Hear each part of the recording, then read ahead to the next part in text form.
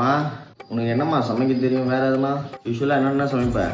எனக்கு 30 வருஷமா நானும் சமைக்கிறப்பா. செட்டிநாட்டு சமையல்ல ஆடை எடுத்துக்கிட்டீங்கன்னா குடலை தவிர சகலமும் செய்ய தெரியும். கறி பொடி மாசு, மட்டன் பொடி மாசு, மலையாளம் கூட்டு, சுக்கா வறுவல், ரத்த நுரையீரல் கூட்டு, நாட்டுக்கோழி வறுவல், நாட்டுக்கோழி குழம்பு, நாட்டுக்கோழி ரசம், மஷ்ரூம் கிரேவி எல்லாமே செய்ய தெரியும். எதுவும் தெரியாததுன்னு எனக்கு எதுவும் அப்படி ஒன்றும் கிடையாது. மேக்சிமம் எல்லாம் நல்லா வாழ்க்கையிலேயே பேசுகிறேன்.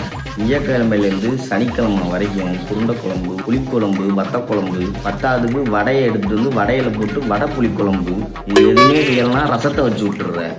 என்னம்மா பண்ணி பழகிறது நீ? ஒரு ஆம்பளை வேலைக்கு போயிட்டு வந்து வெளியில போயிட்டு வந்தா வாய் ருசியா அதனால சமைச்சு போட்டதை சாப்பிட்டா அவன் அடுத்த நாள் வேலைக்கு போயிட்டு அவ்வளோ சந்தோஷமா போவான். நீ செய்யற அந்த புளிக்குழம்பை சாப்பிட்டுட்டு அடுத்த நாள் பேப்பர் போடணும் தான் போய் எரிச்சலை உண்டாக்கிக்கிட்டு இருக்க. எல்லார் வீட்லயும் இதே குடும்பம் தான் போல. போ. ஐயோ எனக்கு உடம்பு நல்லா இல்லை. முடிஞ்ச வரைக்கும் செஞ்சு தர பார்க்குறேன். எல்லாச்சும் எதனா ஒன்று புதுசாக தயவு செஞ்சு. இன்னைக்கு பூண்டு மிளகெல்லாம் போட்டு வெந்தய குழம்பு வைக்க போகிறேன்.